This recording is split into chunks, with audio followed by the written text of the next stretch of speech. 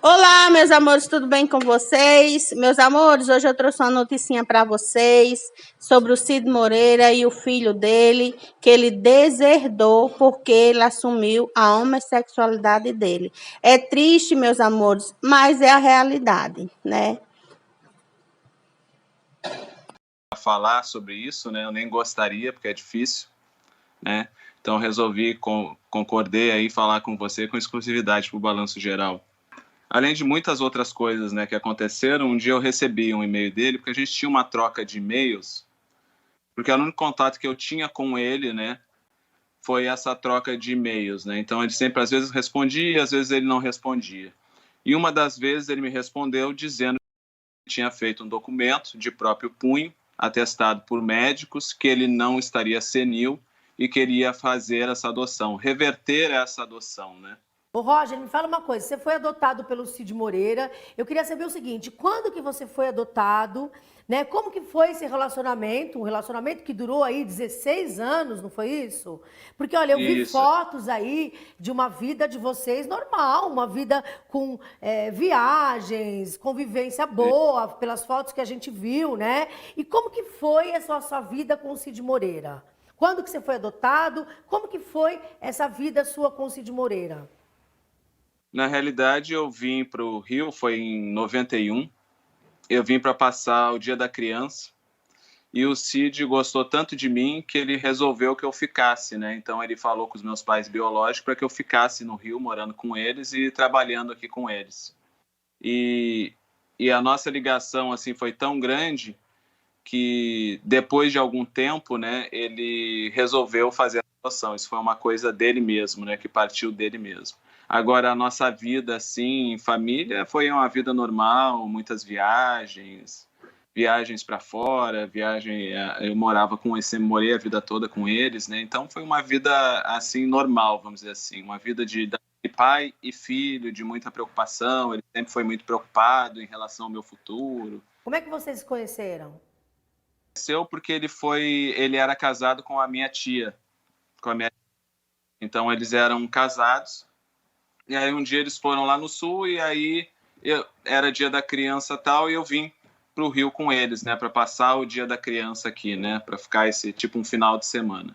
E aí houve aquela ligação, né, do Cid ter gostado de mim, e aí eu acabei ficando. Você tinha quantos anos? Eu tinha 14. Ah, tá. Você começou a conviver com ele quando você tinha 14 anos. Aí você foi adotado com quantos anos? Eu fui adotado com 20. Quando que de repente tudo mudou e ele virou para você, mandou um e-mail para você dizendo que queria te deserdar? Foi quando eu decidi viver um pouco da minha vida, vamos dizer assim, né? Que com 28 anos, assim, quando eu já estava com 28, eu conheci uma pessoa que foi o primeiro amor, assim, vamos dizer, da minha vida. E aí a gente tinha uma história muito parecida, né? Eu e essa pessoa. Então eu comuniquei a eles, assim, que eu queria viver um pouco da minha vida, sabe? Aquela coisa de ir no cinema, de ir na praia, fazer coisas assim que eu não costumava fazer, porque a minha vida era a dedicação 24 horas com o Cid, né? A gente fazia tudo juntos, o tempo inteiro. Então, a partir disso, as coisas começaram a mudar um pouco. Tipo assim, eu trabalhava com ele nas gravações da Bíblia desde então, né? E o restante do dia era jogando tênis. Então, a nossa vida era essa, né? Era jogar tênis e gravações da Bíblia. As gravações iam, às vezes, até de madrugada. Você não estudou? Né? Você estudava? Isso aí foi um grande ponto que a gente sempre discordava muito nessa parte em relação aos estudos, né? Porque ele não achava legal eu ir estudar porque eu poderia estar me envolvendo com pessoas ruins ou com drogas ou com coisas assim.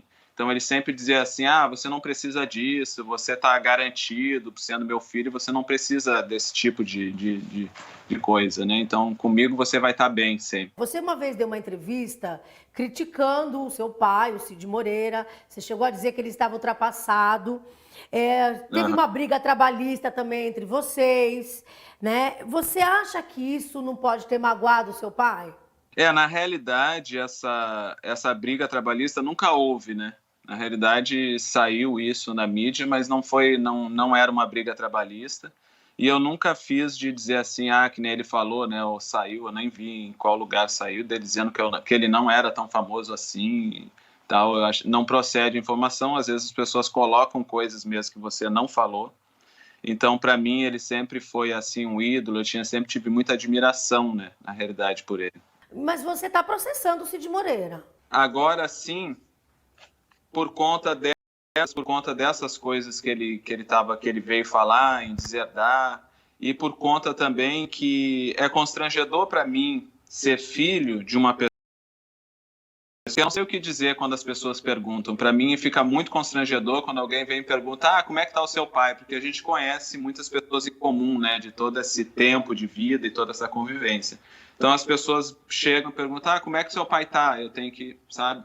Eu não sei o que dizer muitas das vezes. Se você puder falar, esse processo seu contra ele é por abandono afetivo? E a gente não pode, por exemplo, adotar ninguém adota uma pessoa e depois simplesmente a gente deixa isso de existir, ou então diz assim, não quero mais, eu vou eliminar isso da minha vida, sabe? Então, isso gera um trauma, vamos dizer assim, né? Tanto que eu passei um bom tempo da minha vida, assim, precisando até de alguns medicamentos para conseguir me estabilizar, vamos dizer assim, e conseguir ressurgir de novo, vamos dizer assim, depois de todo esse baque.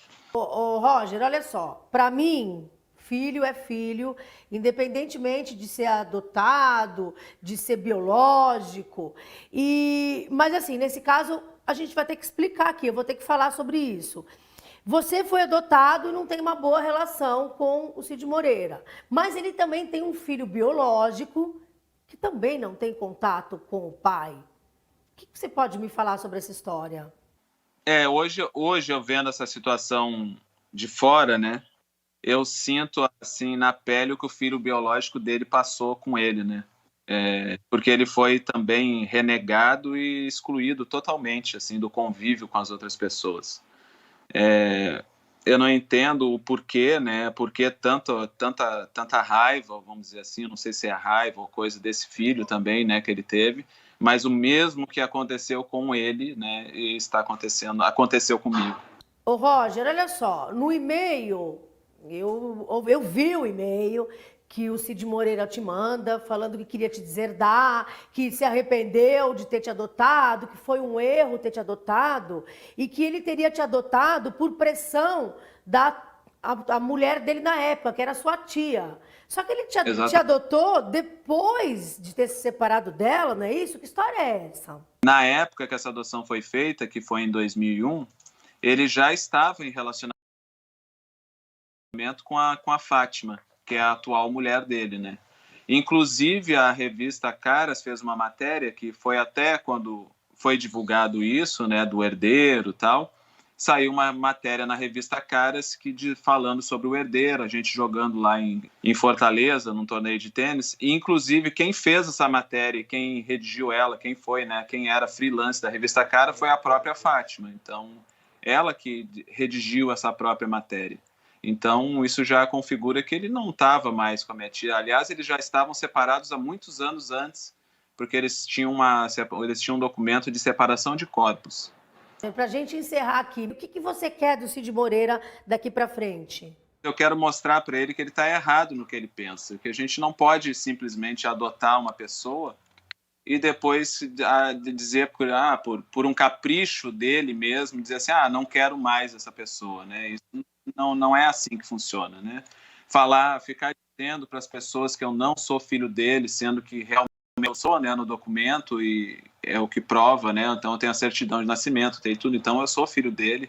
E é isso, eu não quero ser chamado também pela esposa dele, pela Fátima, de ficar dizendo que eu sou um corvo, que eu fico pedindo dinheiro para o Cid, sendo que eu nunca fiz uma coisa como essa, né? Eu espero até que ela prove, né, que ela mostre alguma prova que eu fico pedindo dinheiro, coisa assim para eles, né? Então, quando você fala isso para uma pessoa que não entende, não sabe da história, a pessoa pode até levar em conta e dizer assim, realmente, o rapaz é um corvo, está querendo se dar bem, ou coisas assim. Muito pelo contrário, na minha vida foi bem complicado se dar bem, porque quando eu resolvi, né, esse relacionamento que eu queria, né, e que eu entrei de cabeça no relacionamento, tudo me foi retirado, vamos dizer assim, né? Tudo me foi retirado, até o apartamento que eu morava, que foi me dado, foi retirado, sabe? O estúdio que ele fez para mim, que era uma coisa para o meu futuro, para mim ter um rendimento, para que eu não passasse trabalho na vida, foi alugado e vendido, sabe?